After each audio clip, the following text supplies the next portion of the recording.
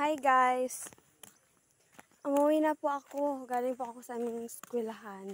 Kaya po, nagmamadali ako kasi mayroong ulan. Yan po, pumuti, ulan po yan. Kaya po, nagmamadali po ako. Sorry po kung masyadong malikot yung video ko kasi po nagmamadali po ako. Tingnan po, ipakita ko po sa inyo yung ulan. Malapit po dito, doon po. Oh. Yung walang mga kahoy. Ayan po. Guys, ito nga pala yung daanan ko, guys.